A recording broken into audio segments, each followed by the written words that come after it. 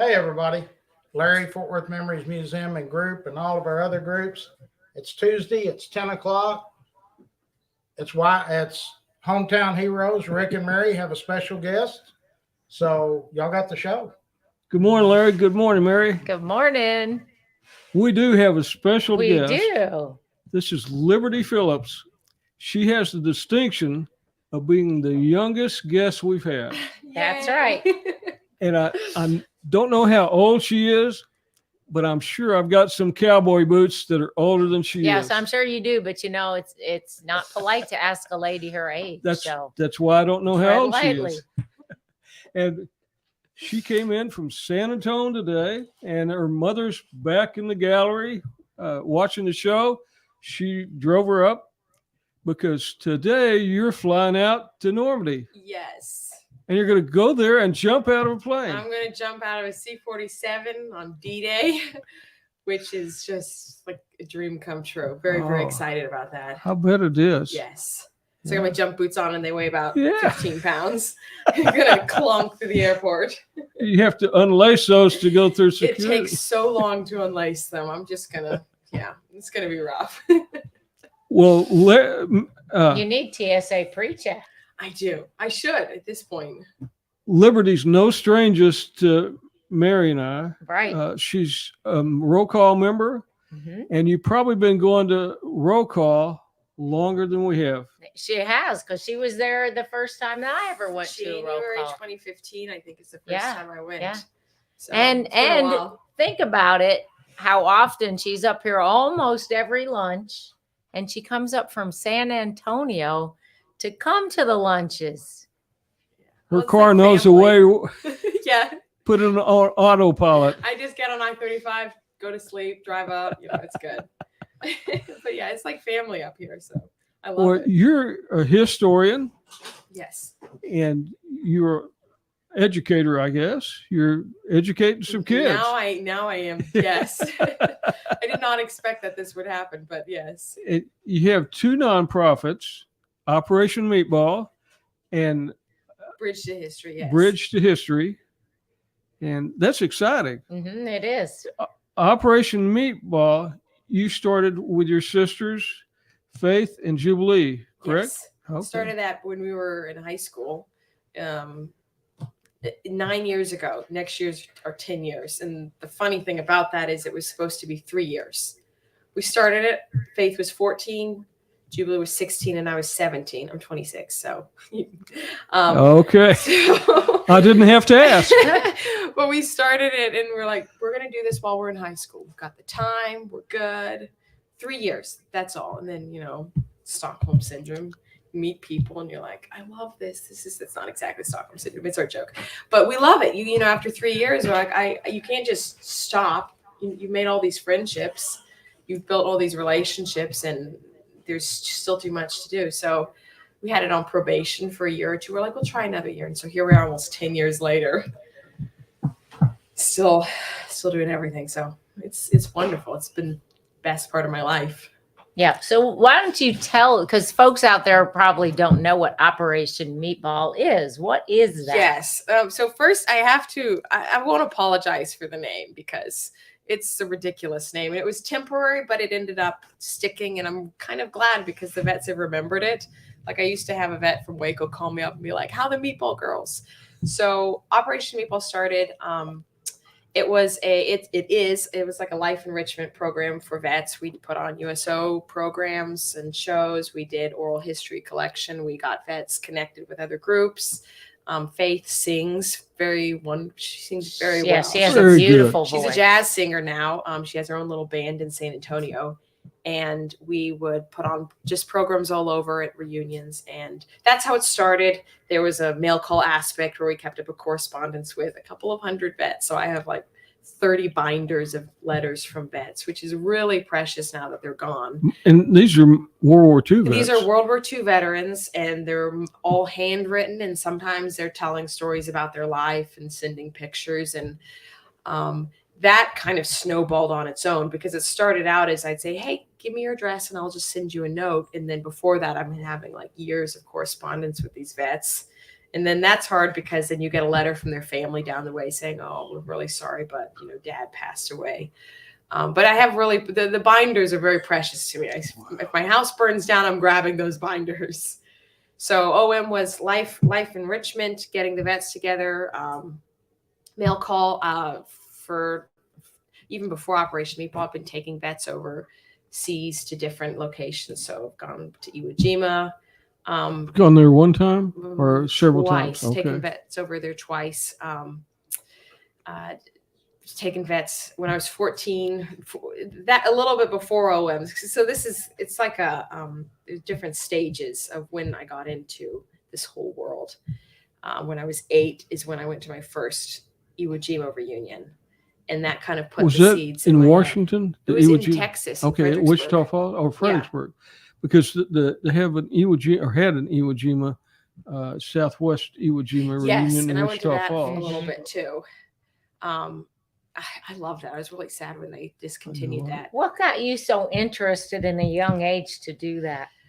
So I was saying earlier, kind of cut my teeth on cemeteries and battle monuments because there's 8 kids in my family, 4 boys, 4 girls. And we grew up going to battlefields and cemeteries for holiday. And my dad was really big into history. My grandfather was really big into history. Neither of them served in the military, but they were very much involved in the military. My grandfather did a lot of work in Africa and South America in the 80s and 90s with different groups. So that was their life. And both of their philosophies were you can read about it or you can go to the location and feel it in your hands. So, I mean, when we're 8, we're running Pickett's Charge at Gettysburg and, climbing Bunker Hill in Massachusetts. So that got me started. And Dad took me to my first World War II event when I was 8. And it was the Iwo Jima reunion in Fredericksburg. And I had a cassette player this big. And I went around and I interviewed the vets. If Dad was talking to them, I held up my mic and I just listened to them. And I have the cassette. And I love that. It's very special. So that got the bug planted in my head. And so whenever I'd meet vets or had an opportunity to read about World War II, got into that. And then my dad took some vets over to Normandy when I was 14. And we put on a big program. And that's when it really got embedded in my heart because I met 2 British veterans. One was in the Army and one had been in the Navy. And they became like my surrogate grandpa. They became one of them in particular. My blood grandfather died when I was pretty young. So Gramp Scott from London became like my real grandfather. And he sent me, I probably have a couple thousand pages of letters from him talking about the war. And he was at D-Day. And so after that, I was just like, this is my life. I have to do something with this. But I was a little young, so I had to wait till I was 17 before I really figured out what I was going to do with it. So then 17 comes along, the 70th of Normandy. And the girls and I say, this is the 70th of D-Day. We have to go over there. We have to meet the vets. We have to start something so that we can facilitate connecting the vets to kids our age. And then that's when it all just blew up and turned into Operation Meatball. That's very cool. But to think about your grandfather and your father, neither one of them served in the military, but because of their influence, so far there's thousands of vets whose lives have been enhanced because of the impact they had on you. I'm very grateful to my dad and my grandpa for the way they raised me because it changed my life. And of course, completely. Your mother Belle, she had a little bit to do. Mother with had that a lot to do with it. Before I was when it came to driving, I was a late bloomer. I was not good at it. And I didn't like it. So Mother chauffeured us around for a very long time. And I say she's my patron saint and my secretary because Mom works for me in multiple capacities, which is a funny reversal of life. But she's been magnificent in making everything happen for so many years. And you travel a lot. Yes. I mean, you've gone to Iwo Jima, you've gone to Vietnam. Yes. You've gone to Normandy, who knows how many times, Washington, D.C. quite a bit. Yes. And you come to roll call a lot. So. Roll call's like my home base, though. You know what? The whole room at roll call lights up when you walk through the door. I tell you.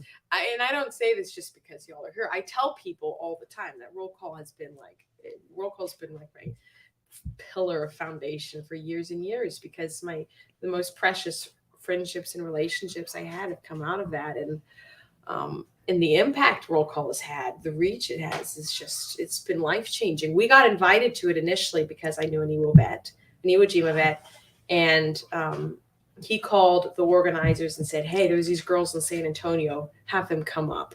So I got him ready.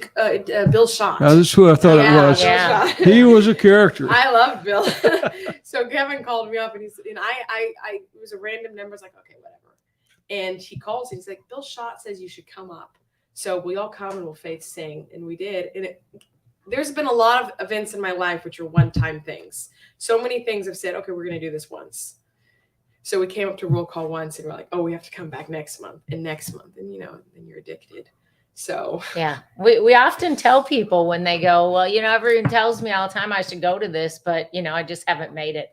And I said, it's all right. First time you make it, you'll come back every time, because that's the way it is. It's just we just love each other, and it's a camaraderie, and it's a fellowship, and you just know that you're with people that no matter what you do or say, they're going to love you anyway. There's just so much unconditional love.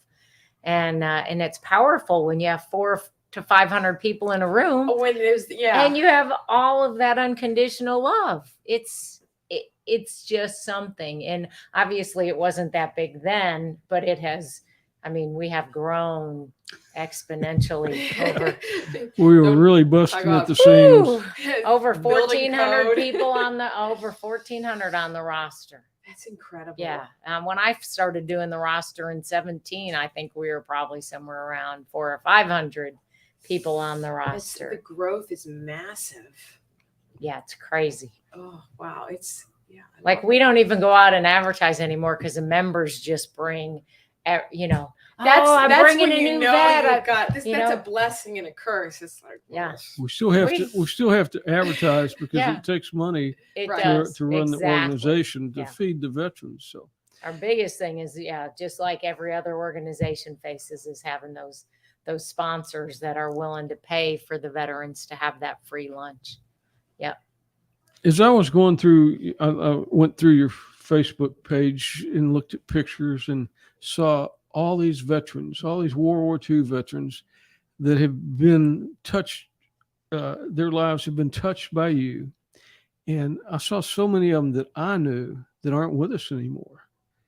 And, you have such a outreach to so many World War II veterans, and you lose those friends once or twice, even more every month, don't you? Yes, that was a part I would say I didn't bargain for. You knew it was going to happen, but you don't realize how badly it's going to hurt, because even though some of the guys you only know for a short period of time, I mean, some of them I've known for 10 years, some of them longer, when some of them only, a couple months, but I feel like, you're meeting them at the end of their life. So your relationship with them is very concentrated. You have to pack in like 30 years of friendship into a short period of time. And so a comment I hate, which I get a lot is from people is, oh, well, they were old, so you knew they were going to die. I'm like, well, yeah, that happens, but that doesn't take away from a really strong bond you get with these people, and you fall in love with them, and you can give your heart to them fully because there's no strings attached. It's just pure. There's just the purity of someone being at the end of their life and wanting to wrap everything up. So just like with Bill Schott. Yeah. So there has been a lot of tears over the years, and the funerals I'm getting better about the funerals, but I still, it's really, really, really hard.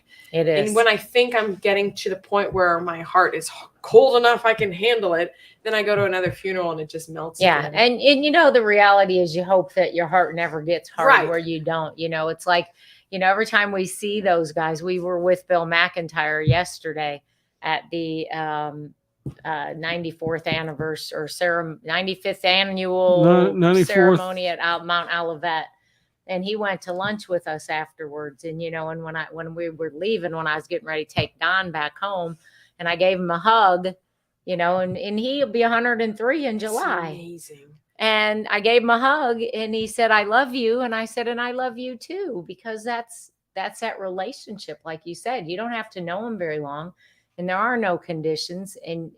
But when they pass, it doesn't mean it doesn't hurt just because you only Right. had a relationship with them for a few months. And I hope that you never feel like you have to get to a point where you have to harden your heart, that you think that you shouldn't cry, because we should, because they Yeah. were precious, precious people.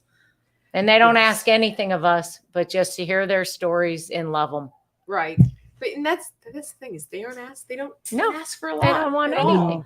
Because hug. those guys, so many of them are so lonely, and just like to come to roll call.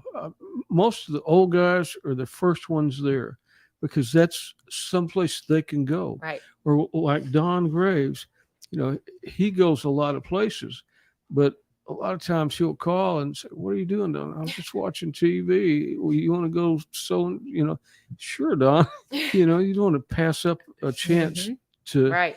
be with them, And so you getting involved, just a letter or a phone call is so important to them, because that's contact with somebody that loves them and knows them and appreciates them for who they are and for the service to our country. And that service and your passion for history, is so important to them, because they know they can entrust you with those stories, that you're going to take those stories and tell these younger children, because the history that's being taught, I don't think is the history that we know about World War II. Yeah. It may be just, a paragraph in a book or something, but to you, it's your life, your It's their passion. personal stories too, which you couldn't get that in a book anyway. I mean, No, you couldn't get it in the years of Carmen Giese, who just passed, he was a really hard one to lose. Like his personal 8 anecdotes days were in the foxhole at Bastogne. outrageous. I mean, some of them were really sad, and some of them were really outrageous. Yeah. So, and you can't get that. Yeah.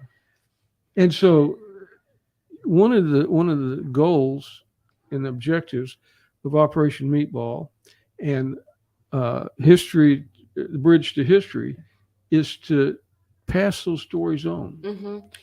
So there's a song, one of my inspirations for Operation Meatball. There's a song from the 1930s called Old Folks, sung by B. Wayne, actually a vet Faith and I knew years and years ago. He introduced it to us. But the song, it's a very simple little song, but it's about a Civil War vet. It's about the last Civil War vet in this town.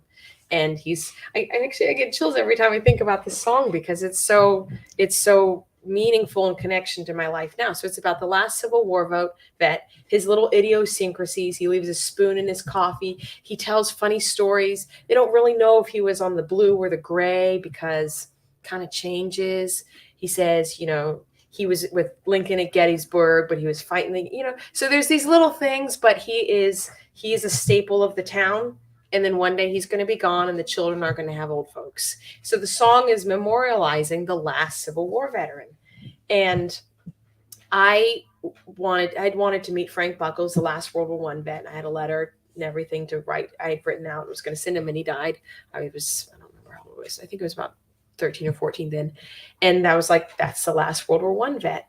So I never got the experience to know what it was like to talk to World War I vets, and obviously never for Civil War vets. And so I thought, my kids are never going to have the opportunity to know what it's like to be around World War II veterans. And obviously it's a very specific generation. Their character, the quality, the metal they're made out of is so unique to them. And it really is hard for me to know that if I have kids, they won't be around that. They won't have those role models in their life. So I've wanted through OM to take everything I can, the good and the bad and the funny, and condense it and translate it so that even though my kids and the next generation of kids won't have known them personally, they'll have a reference point, because we don't have reference points for Civil War vets a lot. That's gone. Right. So I feel kind of burdened about that, because it's like a responsibility to hold on to that, since I'm kind of the last generation for that. Yeah. Mhm. Yeah, because just 4 or 5 years and they're all going to be a memory. Yeah. So I have 2 nieces and 2 nephews, and a couple of years ago, when my nephew he's 4 now, but he was like a year or 2 old. He lives outside of DC, so I had my brother bring him to the Iwo Jima reunion, and I just took him around and like gave him to all of my vets to hold and to get a kiss from. And I told him, I was like, Jack, you're a year old and you don't know what's happening now, but in 15 years, I'm going to show you these photos, and you're going to know these were the men who fought on Iwo Jima. And you got to be held by them and got like a little blessing on life from them. And that's very, very precious. So I'm the one over it's here a good crying. life, but it's time limits, folks. There's not enough time. It's just not enough time with Yeah. them. And every time we get to the time we get to spend with them is so precious. Mhm. We Yep, just don't- every minute. every minute is. Mhm. That's why there's times like when I I was taking Don to the ceremony yesterday, and a couple of people said, "Oh, well, I'm going to be driving past there. I'm coming to the ceremony. I can pick him up. You won't have to go, 30 minutes one way to come back." And I said, "No, it's okay, because that's my time. Mhm. That really is my time, because once we get where we're going, everybody else is getting He's him on the run. right. Everyone's wanting to take like it takes us an hour to leave anywhere, because everyone wants to talk to him and take pictures, and that's awesome, because I really think that for all of our guys, that's really what keeps them going. Bill McIntyre was the same way. He was there an extra hour yesterday too, because everyone wanted to talk to him and take his And picture. he tells such good stories. Yeah, too. yeah. And they're neat people, but I know that the time in the car driving Don from his house to the event and then back to his house, that's the time that's just for me and Don.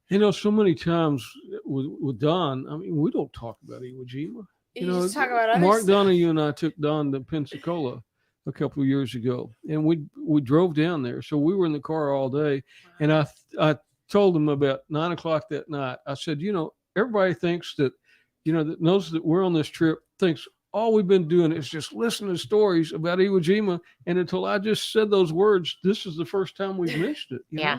And even with Woody Williams, I spent several days at the hotel with him in the afternoon, and it wasn't talking about Iwo Jima. It was talking about when he was a kid, or his family, or things like that. That's kind of the charm of it too sometimes, because a lot of people say, well, They're that's all you people. talk about, but the war is a huge part, but sometimes it's their childhood and what they did after that makes them the full person. One of my vets, Fred Harvey, who he came up to roll call a few times, I did a lot of driving him around, a lot. So I know exactly what you mean. It's just driving, talking. One time when I moved him from San Antonio to Fort Worth, it was like a 4 or 5 hour drive up, and we went through all the small towns. He's like, "Oh, I played football there. We played this team here, and this is where my mom whipped my butt there." It's very precious, but it gives you the full picture of who that person was. Right. And those are my favorite moments. That's a lot of what John Wilhite did as we were coming back from the Capitol on May 11th. And almost every time we're coming up 35. And I used to walk from here to there and go fishing, and it was about 8-mile walk one way, and he would tell us about fishing off this bridge. We're up 35, so back when he was doing that as a kid, there was none of that stuff. It wasn't out 35 there. for sure. It was it was really neat, because you're right, because you're not talking about all the time talking about their experience in war. You're talking about all these other things in their lives that maybe they don't feel like anybody wants to hear. And I think that shows them that they have value too. Because I've had some vets who feel like the only reason people pay attention to them is because they were in the war. Right. I'm like, well, that gets you the attention for starters. That's like the polling point. But then who you are as a person and how it affected you. Yeah. That's really special. Mm-hmm. Yeah. Because you have to realize that all of them grew up during the Depression. Right. Mm-hmm.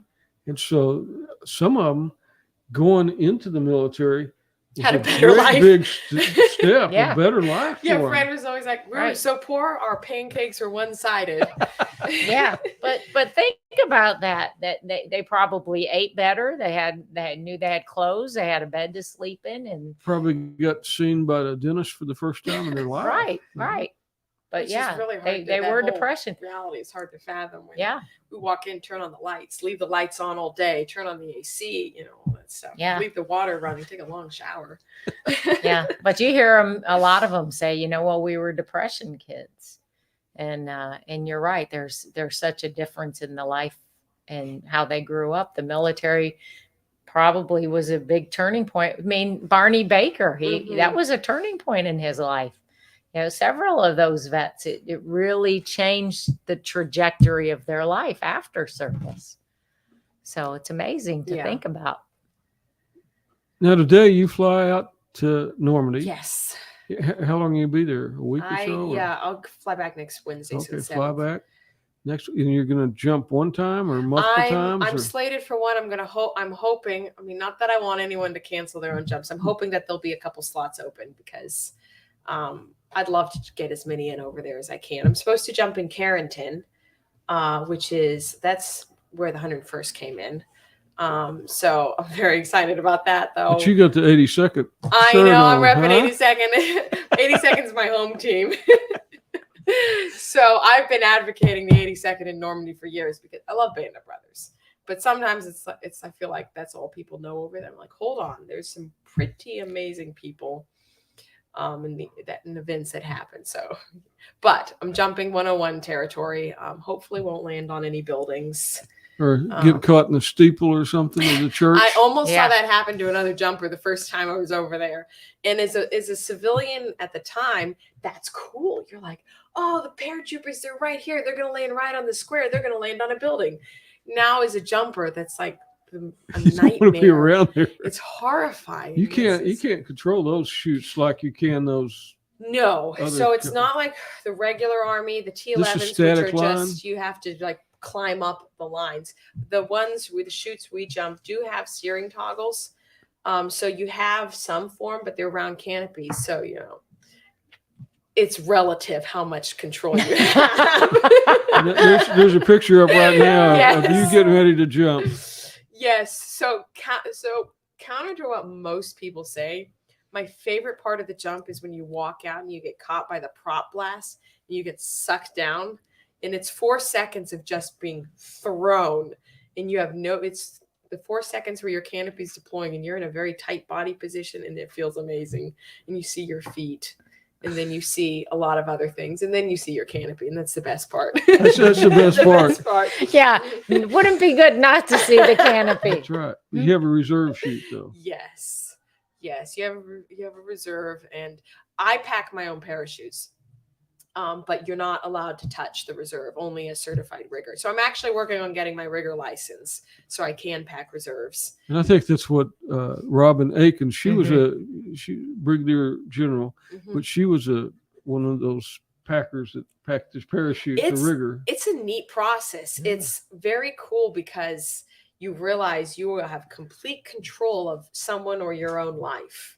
And it's a very... it's terrifying. It makes you feel, I think, is agency the word for it? It makes you feel there's a lot of stuff you don't have control of in your life. But when you're packing that chute, I'm like, I have control of every aspect of this. So if I do a good job, I'm going to be fine. And I pack good chutes. I have no twists. So how many times have you been to Normandy? Do you know? Do you keep a log or something? I should. I've probably been 8 or 10 times. Okay. And you went to Vietnam like 2 years ago? Last year. Last year. Yes. That was in Vietnam. Extended stay, huh? I went over with a group of rotor heads with Vietnam helicopter pilots. And we were supposed to be there for 2 weeks. And it was phenomenal. I've been wanting to go for years. My former board member was in the Marine Corps in Vietnam. And he had a really rough time of it, but he was a magnificent human being. And one of my best friends was a Marine helicopter pilot. So Art was saying, come to Vietnam with me. So last year I said, I'm going to bite the bullet and go. And it was phenomenal. And then everybody got they tested positive for COVID. They weren't really sick, but at that time the states weren't letting you come back. So they all had to quarantine in their hotel for 2 weeks, and I didn't get sick at all or anything. So I just wandered Vietnam for 2 weeks and, shuttled medicine and food to them, and it was fantastic. It's a lot different than what we saw on the news back during the Vietnam War. Saigon, Yes. or what is it, Ho Chi Minh City or something? Yeah, I don't know. It's Saigon. Whatever. But it's like a metropolis. It really is. Big buildings. It's massive. You got to be careful crossing the street because you've Yeah, got they'll hundreds take of you cars out. coming. It's a game of chicken. If you just walk across, you're fine. If you make eye contact, they will run you over. But it was very interesting because my preconception of Vietnam was very much what I've known growing up. There was a messy war. I felt like it was going to be really depressing going over there. It's like we lost. The people are still communist. We lost a lot of really good men. It was just sticky, messy, all that. A completely different mentality. The Vietnamese people are the happiest people I've ever seen anywhere. They're so kind. They love the Americans. It's almost like they're living in a capitalist world under communist rule, because they all live their lives how they want to, with some restrictions. But they love the Americans, and honestly, it's like their country's been at war so much that the war with us and them was just an anecdote. Because I talked to a lot of Vietnamese, they hate the French. They hate the French guts. But to us, we talked to so many people whose parents had been killed in the war, and they were just so happy to meet the vets. And a lot of them have relatives over here. A lot of them have relatives over here, and it's just a beautiful country. And I saw a lot of good that happened from the Americans being over there. It was still messy war, but I saw so much beauty that came out of it. That I came away just feeling very peaceful about it. And then the vets we brought over there, it was so healing for them. I never know that. I've been bringing vets to battlefields for years and years, and you hope for the best. And I would say 9 times out of 10, it's a positive effect. I've had vets tell me, a vet I took to Iwo years ago, he said he'd had nightmares every night since the battle. And then we went to Iwo. He was really nervous about going. We went to Iwo, and the next day he comes up to me and goes, I slept great. That was the first time I've had no nightmares sleeping.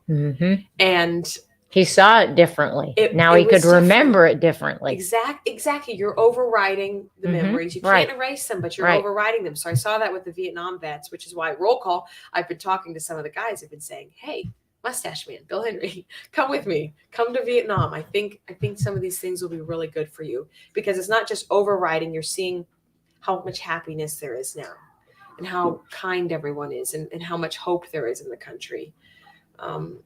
So yeah, it was a crazy experience, but it was just wonderful. It's a beautiful country, and the food is great. Yeah, I think I was kind of following you on Facebook, and then you had that extended stay. I said, man, that's. I guess you have to be prepared. Yes, it's not that way anymore because you don't have the same restrictions. But I was actually really grateful for that extra time, because it's very obviously dramatically different culture, and 2 weeks, a week and a half doesn't really give you enough time to assimilate very well.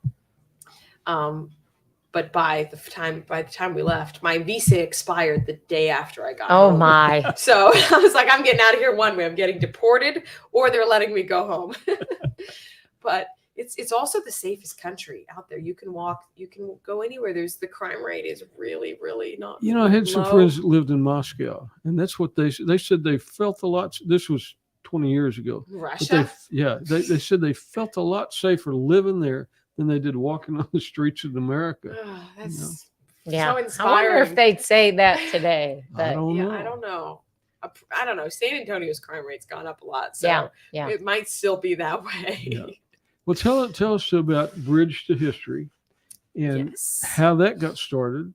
And you've had one trip so far? Yes, and we're planning for the next one. And it's for children 8 to 12? Is that kind of So I picked the preteen age because I feel like it's a really pure age.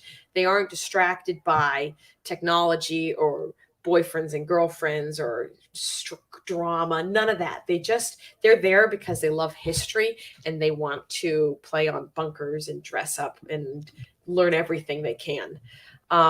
So Bridge to History started. It's like my new baby. I say, oh, well, I have a 9-year-old child and a 1-year-old child. Operation Meatball and Bridge to History. So last year when I went to Normandy, I was with some vets and we were doing the usual things over there. And I was really trying to figure out what OM's next steps were. We branched out into Korea and Vietnam era, still continuing that, but we're phasing down. It's not the same as it has been the last 10 years. So I was saying, I got to figure out how I can continue this legacy and really connect. And I have a wonderful friend from the Netherlands who's he's like family to me. And he was driving us around in his Jeep, and we saw all these signs along the road of these older French people holding pictures of them either as kids or with drawings on it. And I said, what is that about? And we stopped, and Willem told us, he said, these were the Judel children. So they're in the town of Saint-Condemont. Is that the right town? Condemont, which is a very little town. It got really, really busted up during the war. Well, an American paratrooper landed there, and he got helped by the people. His mother was formerly a French woman, a Jewish French woman living in France who'd gone to America when the war started, and then her son comes over and parachutes there. She felt so grateful to the people of Condemont that she ended up sponsoring that town for the next 20 years until she died. But it was more than just sponsoring it. She specifically focused on the children and the relationship with the children to America. So she took these kids and she provided food for them and clothes for them, and she provided trips for them where she would take them on week trips to Paris, the 8 and 10-year-olds, so that they could see that there was a world outside of this tiny little town. And as I'm hearing this story, I'm going, wait a minute. This plus the way I was raised could be the next step for Bridge to History. My life was changed dramatically by growing up on battlefields and feeling the sand in my hand and going to cemeteries and reading the names. And I was homeschooled, so I was on the road a lot. And I mean, my life is completely different because of that. I thought I would love nothing more than to give that to kids today. And they don't have to be, if any kid, anyone who wants to go, I would love to be able to give that gift, because I know if it changed my life so dramatically, if I take 25 kids and it changed 2 of their lives like that, then Operation Meatball can continue. The veterans' legacy can continue. So it was birthed looking at these pictures and talking to the townspeople about this. And so Mom and I, it was just like the light bulb literally went off in both of our heads at the same time. We kind of looked at each other, we're like, oh no, here we go again. So that's how Bridge to History started. And then the program itself it's a 9-day program where we take the kids, we start in London, and we show them around to the Churchill war rooms and some of the World War II aspects. We take them over to the British veterans. It's called the Royal Chelsea Hospital, which is a veterans home for the Army. And they meet with British veterans. These are the veterans who wear the scarlet cloaks and all the parades. Yeah. They're just like the poster boys for the UK.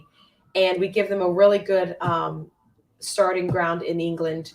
And then we take the ferry over to France.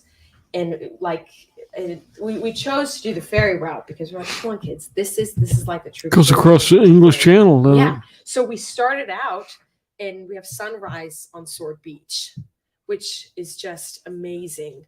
With the sun coming up, and you're on the beach, and you look and you realize, oh, this is where it happened. At about that time of day. Exactly, at the same time of day.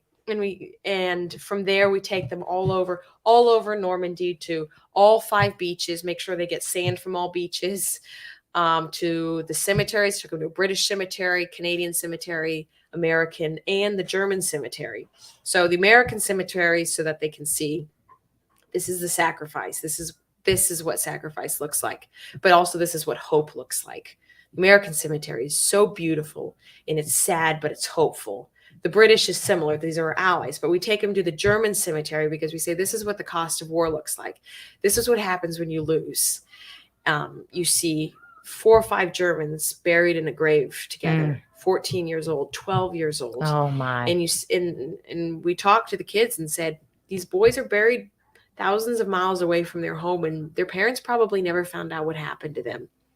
and they were the enemy, but you respect them and you respect the human dignity. That they were on the wrong side, but they're still humans and they're your age too. And So, they, being on the wrong side too, many of them, I mean, they didn't have a choice. Right. I mean, Yeah. You know, that was just like our guys didn't have a choice. You had to go. Right. So, and the German picked cemeteries. the wrong team to play for. Right. That's the hard thing. And their cemetery's really neglected. Not a lot of people go to it. I mean, it's maintained, but it's not people don't go to it because why would you go to the German cemetery? You don't want to glorify war, but it's not. It's respecting the dignity of humans. And that was a highlight for a lot of the kids. There was a lot of tears in that cemetery because it was really, that brought to home, okay, we've seen the Americans, now we're seeing the Germans, and this is a lot to take in. And then we have happy parts, like a Jeep tour where we lined them up in 5 Jeeps and trucks and Dodges. And that looked cool. We drove and we pictures. we followed the trail of the airborne and all the monuments in each location. So the location where Father Maternowski, who is with the 82nd, where he was killed. It's a beautiful memorial. He, long story short, he'd been taking care of wounded paratroopers and Germans, and he was shot, even though he was obviously a chaplain. He was shot, which was against the rules, and then he was left in a ditch for 2 or 3 days before he was found. It's a really sad and it's a horrible ending, but it's a beautiful monument to him. So we went all around Normandy for that, and then we took him to a school, and they meet the French school children who are their age, and the French children tell them about what it's like to grow up in France, and our kids say, this is what we do, and you see, okay, you speak English, you speak French, we're in different countries, but our lives are very similar. You know, we both play sports, we like to read, we like to play games. And that's important because some of these kids, I mean, the American mentality is very easy to say, we are everything, no one else is out there. And one of my kids in particular, at the beginning of the trip, he was kind of, he was all the gung-ho American.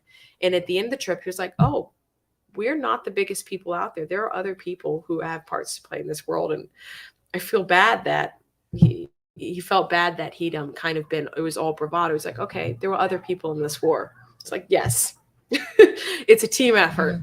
And on your first trip, you took seven children, and they were from 5 different states. 5 states, some of them public schooled, private schooled, homeschooled, all over the whole bracket. The kids come with a parent because obviously preteen is very young. It's to help. It's not just like liability stuff, but because I think having your parent there to help translate the or maybe a grandparent. I'm thinking, I got an 8 and a 10-year-old here coming. Grandparents take that too, just a family member who can help them along in the experience, because the kids are very bright, very smart. They have to work really hard to come on the trip. Like they write essays and do videos. So their videos are like productions. Some of the kids' videos that we're sitting in, it's just like a little movie, and they did it all themselves. But having a family member there just helps them a little bit so that when they go home, they have someone they can share that experience with and help continue to share that with the community. Right. Are you taking notes back there, Sterling? Are you taking good notes? You should come with us. I think Sterling's trying to figure out what's next for him. That sounds like a trip that Sterling and his granddad need to go on. So, yeah, I think you should. How old is he? He's 8 years old. 8. Hey, you're about the right age for it. He'll be 9 next month, I think. Okay. Pretty soon. It's a great trip. It's really fun. It is, it's a boot camp. So we have boys barracks, girls barracks, bunk beds. And it's fun. A wonderful friend gives us the use of his home right in St. Mary Glace. So you have the house, and then you walk out the street, and there's the church, and there's John Steele on the church. So it's a treat. But it's definitely a boot camp for fun. It's kind of like some of the parents were saying it was like camp. Summer camp again, but that's half the fun of it. And for people that want to know how to get involved and know more about it, we've got your websites for Operation Meatball and Bridge to History down here, and we'll put a lot more information out, because this is such an important endeavor that you have to keep that history going. And you can tell out there in the audience that Liberty's pretty good kid, you know. Well, I mean- more than it's something I would love to tell the people listening is it's not just a trip for the kids, because that's just part one. Part two is when they come back, they have to invest everything they learned in the community. So I was at Fort Bragg last week with two of my North Carolina students, and we were there for All American Week, which is the week of the airborne. Again, why I'm sporting the 82nd. But the kids, because anyone can go on a trip and it's a great experience, but I want kids who, number one, aren't going to have that, be able to get that experience, pick those ones, and then the ones who will take it and run with it. So the kids I had last week, we took them, they were meeting with the veterans, they were meeting with the military officers there, they were telling them about their experience and what they learned, and building on that so they can invest back in their community. And the boys, right. I mean, the kids we took last year are really, really gung-ho about that and making this a lifestyle, not just a fun trip, because it's fun, but this is also work. This is a life education that they have to invest in. So that's kind of my favorite part, is to see what happens when we bring them back. Yeah. And I think that that's the key piece, that there's a lot of people out there listening are going, oh, well, that'd be great. I'd like to get my kid on that kind of a trip. But you have to remember that there are things that they have to do beforehand in order to even be selected. Mm-hmm. So they have to have a desire to know anything. I mean, there are some kids that history is just never going to be something that they're ever interested in, remotely interested in. That's okay. And that really. they're not going to go share anything with anybody, because it's just kind of like, okay. But you're looking for the ones that really want to get engaged and understand what's happening and know, and then learn it and come back and share it. And I think that was when the Harmon girls went with you.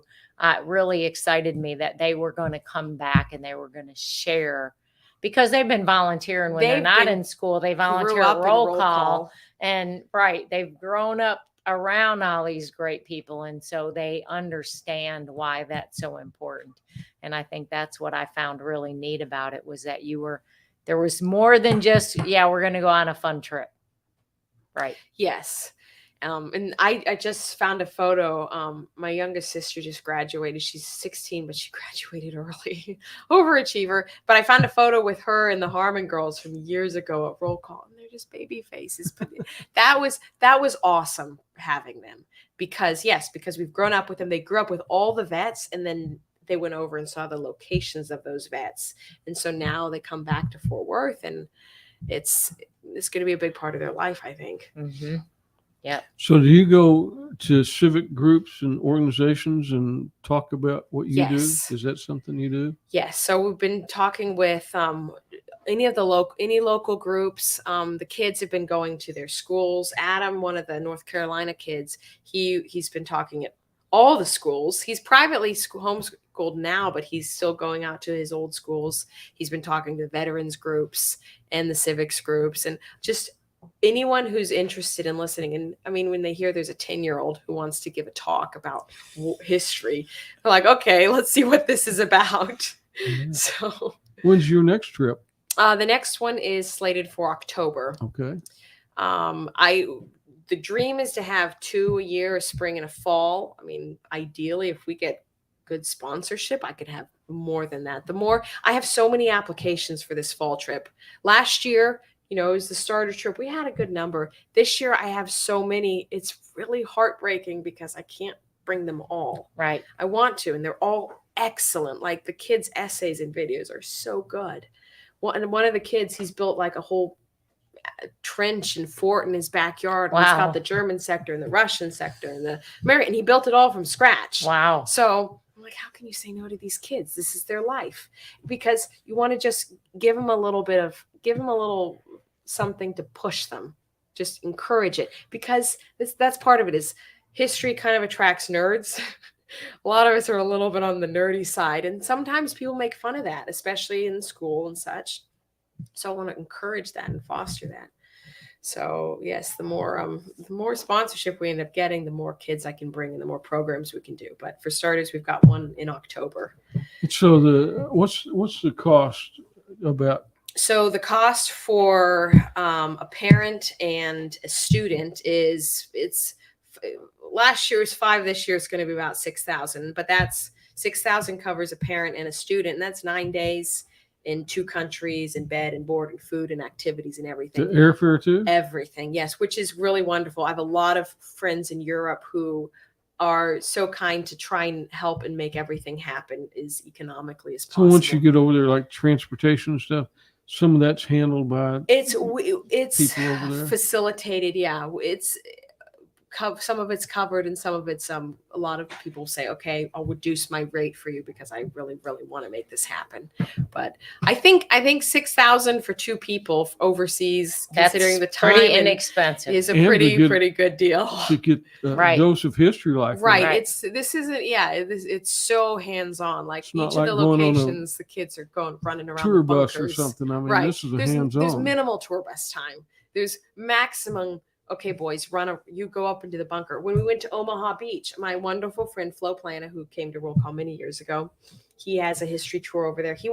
He took a van and drove around the United States interviewing vets for like a year or 2. He was a terrific human being. He comes out and he brought a whole World War II kit for the kids. So they put it on when we were on Omaha Beach, and we made them start at the waterline and run up so that they could feel what it was like to run on that beach. And the kids are like, oh, it's so hard. They're out of breath. I'm like, imagine being shot at.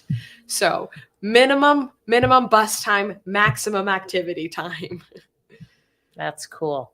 Yeah, Yeah, there's nothing like experiential learning. exactly. You remember it. Tactile. Yes. We're humans are very tactile people. We remember things that that help our motor skills. Mhm. They'll stick with us. Yep, I agree. So after you get back from Normandy, what's on your agenda? Working very hard to get everything lined up for October and confirming all the kids and getting everything lined up. Any trips to DC or anything like that you have now? Yes, I have. So my 82nd Association convention. I'm kind of honorary member of the 508. I got stuck on that. On another, just this once time many years ago when they were in San Antonio. I knew some of the paratroopers. And they said, come on, we got our reunion over. And I said, great, I'll come by just this once. And I've been participating in their reunions now for the last 8 years. It seems like a lot of organizations have reunions down in San Antonio. Yes. It's a good So place. my Vietnam helicopter group is having their reunion in the beginning of July. So that'll be fun to have everybody down there. Yeah. They're crazy. Helicopter. I thought paratroopers are crazy. Helicopter No, pilots those guys are crazy.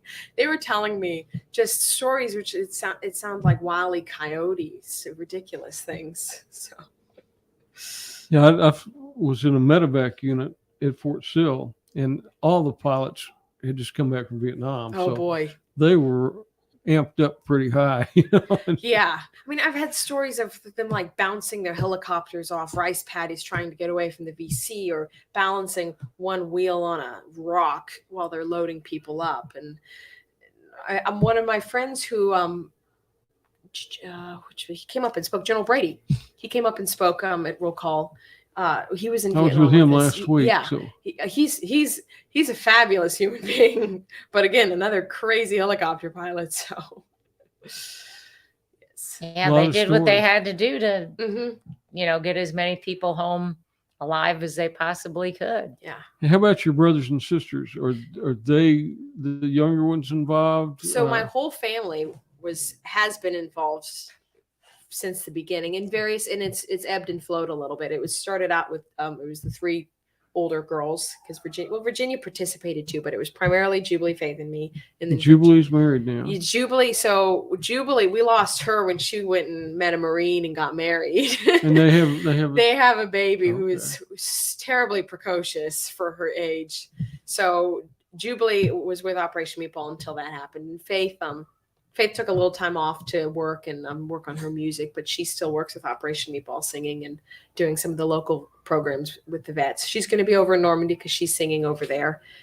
And Virginia participated. Virginia balanced school and work and doing stuff with Operation Meatball. And then my brothers all have too in various capacities. So there's always been a herd of Phillipses everywhere. Who's the oldest? I have an oldest brother, Josh, and he's out in Virginia, and then a brother in Alaska. And then the two younger ones, well, now they're in their 20s, are down in San Antonio. Okay. And they used to come out to roll call. But I have to tell the roll call vets, because sometimes they say, where's your family? Why don't they come out anymore? I'm like, well, they're in their 20s and they have work and college. And Yeah, they have a life. I can only other wrestle so many up. But they participate as much as they can, because it's a family thing. It's a good family thing. I mean, Right. you've done well, Bill. You've done well. How can we help you? Just continue spreading the word, and Okay. if there's kids or family, grandkids, children who are interested in new programs, share that, and then just share the word about Bridge to History. And Any chance in maybe having a program here? Where I you would can love to teach? do that, definitely. 'Cause I see so many, I always like to brainstorm all this stuff, but just all the letters you have.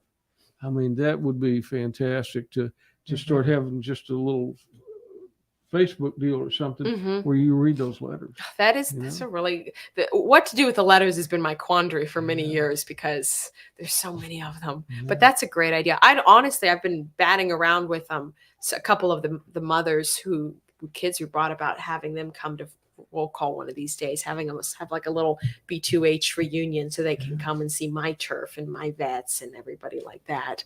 I would really love that. Then y'all could meet them and see how it pans out.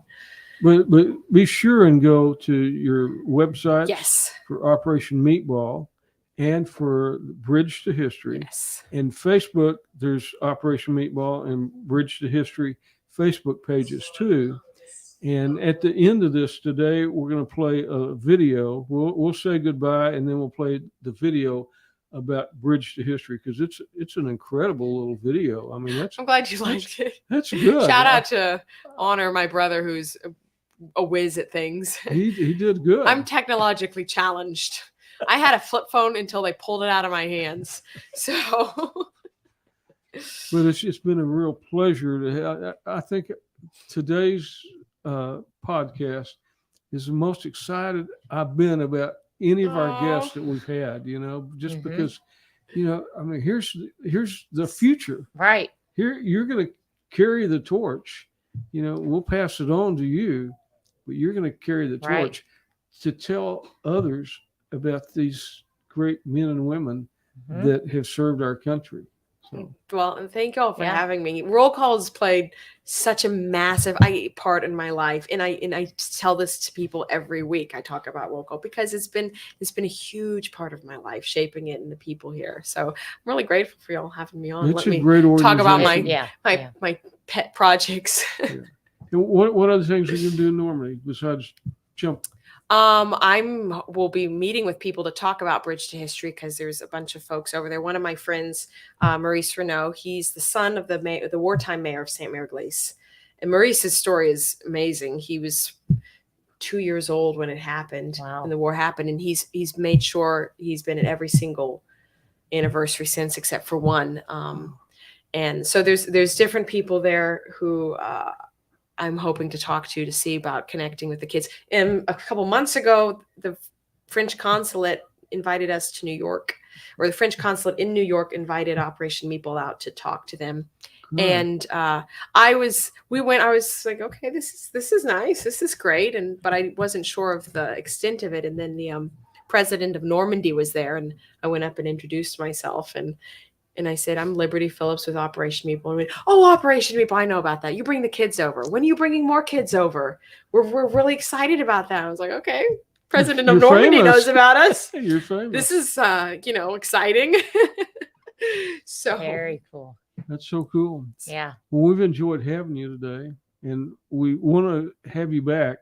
Maybe after you come back from in the October class. I'd love that. Come back and we'll talk more about it, and maybe meet some of the kids. I would love that. Maybe we can do it where they can be someplace else, and we can bring them on and hear their story. Okay. Oh, I'd love that. Belle, we appreciate you driving up today, because you've got to drive the car back. She's driving the car back. Feel bad.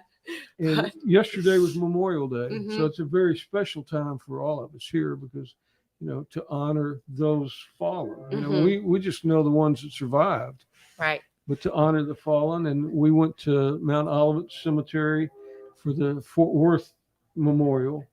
And did you do something special yesterday? Or? I did not get out to the cemeteries because I wasn't able to make it. But I was talking with the kids about the meaning of Memorial Day, and they were sending me in their own commentaries. I had a great uncle who was killed, and he died in a POW camp in the Pacific, and he's in an unmarked grave in Manila Cemetery. So that's big for me, because when I go to cemeteries now and I see a grave which is unknown, I go up and I leave a flower or something, as I think, okay, maybe someone's doing that for my uncle over there. And you look at the ages and you just say they're frozen in that time forever and ever. So Memorial Days, it's beautiful day. It's really beautiful. So I'm glad to talk to the kids about that and hear their thoughts on it.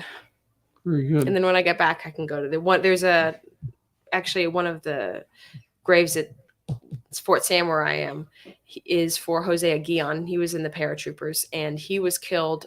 He was with the Golden Knights, and he was killed in an accident in 94, 95. And I got to jump with his class with his dog tags in class ring. His brother lent them to me. So I usually go out to his grave for that and drop some flowers by for him. That's so cool. Thank you for being here. Thank y'all for having me. Mary, we've got a big meeting this next month in July or June. We do. The 23rd? 23rd. Dr. Eugene Richardson Jr., one of the last remaining Tuskegee Airmen. Oh, wow. I thought it was the 20th. The 20th is when he'll be here on the show.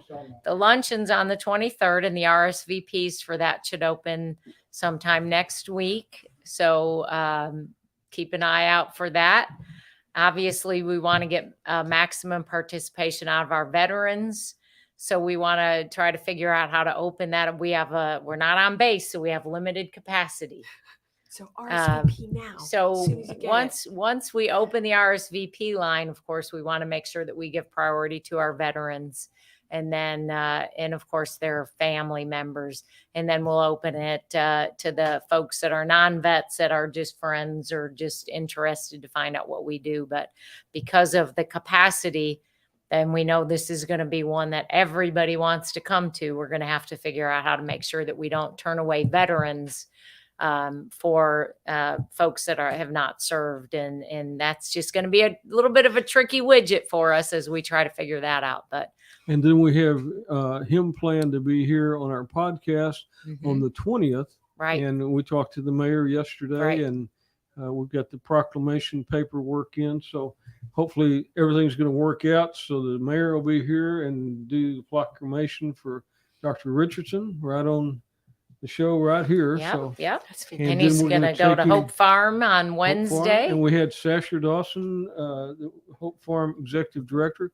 He came to his first roll call the other day. So. Friday he came to his first luncheon. So it was great to see him at the luncheon. And Dr. Richardson will speak to the boys at Hope Farm on the 21st. Then he's going to speak on base to the folks. The skippers arranged for him to have a location there to have the folks serving out on the Joint Reserve Base. And of course, we got to see the skipper yesterday. Yeah, we need to shout out to the skipper because this is Captain Berger McLean, Mark Berger McLean, and he is so passionate about good community relations with the base. And I mean, he's everywhere, and he offers the base to us. Right. And there's a lot of other organizations that we're affiliated with. Air Power Council. We just had a crawfish fry the other day, or boil, I guess is what they do. On base. For the single military people that live in the barracks out there. And this next week, Holidays for Heroes, they're going to have sponsor a softball game for the families out there. And then I think the 301st has a family picnic that some of us are going to be involved in. So it's nice to have community involvement with the base and the base being involved with us. Yeah. So, And Captain McLean he loves history. He is like, he will dig in deep on anything when he goes to speak. He's telling you all about the history of everything. He is like, you guys would get along good because he is definitely a history buff. That's awesome. Yeah. Yeah. but that's some of the things we have going. I think we have a runoff election coming up, Opens today, early voting Yeah, starts so- today. and there's just a few spots that are One runoff. city council seat, one Tarrant County College seat, and There was one a school board. There was a couple of our city council people there yesterday, Alan Blaylock Mhm. and Carlos Flores. They were Right. both there yesterday. We got to talk to them and visit with them. So I've had both of them on. they're good Good guys. guys, Good yeah. guys. Carlos, he's been there longer than Alan, but both of them do a lot of good work for our city. I don't see how he does it. He must not oversleep like me, I know it. because he's everywhere every day. I mean, he's always there. Yeah. He's the most active city council member we've got. And we have boxing in Cowtown coming up in June. June 24th, Old South Pancake House. So at least 4 world champions, maybe 6. I was at Reyes Boxing Gym the other night with Vincent and Were with they Paul. talking about it? Oh yeah. They're gonna. Well, I think Vincent, he's got to be in Panama or something for a fight, but I'm sure Paul will be here. I think he'll be here, but we're going to talk it up with their boxers because those young boxers Kendrick's bringing all of his. we need to have them there. And then Yeah. Kendrick's, he's got in July, he's got an amateur Yes, tournament and then another pro fight. So, right. and one of the boxers from Reyes' gym is going to be in a pro fight. So it's going to be exciting. A lot of boxing. A lot of boxing. And that's kind of how Larry and I kind of got started several Yeah. years ago, was just through our boxing. So Yeah, it's sad to see it go down. When I fought 9 years. We filled up Will Rogers every night. yeah, Now we can't even fill up the smallest venue. I've said many times, 2 years ago, the final night on the state tournament, I drew a bigger crowd speaking at Angelo's barbecue that day, and they had it the yeah. final state. It's ridiculous. We got the bike drive. We always thinking about the bike drive for Christmas for the kids. Right. So start saving your money to buy the bikes. And you've got a nice little T-Bird out here, 55 T-Bird. You're doing detail on it. I'm Yeah. anxious to see the finished product. So, Yeah. so remember, Classic Auto Detail. That's Larry's. That's what helps fund all this. Yes. So, and be sure and go to Operation Meatball and Bridge to History. Belle, you have a safe trip going back home today. Thank you for bringing Liberty up here safely and on time. Guys in the back, thank you all for everything. Sterling, it's good to have you back there with us, and you need to start thinking about what you need to do to start doing your homework to go to Normandy. This is Hometown Heroes, and we're going to have a little video played after we say goodbye. So we will see you next week. Thank you.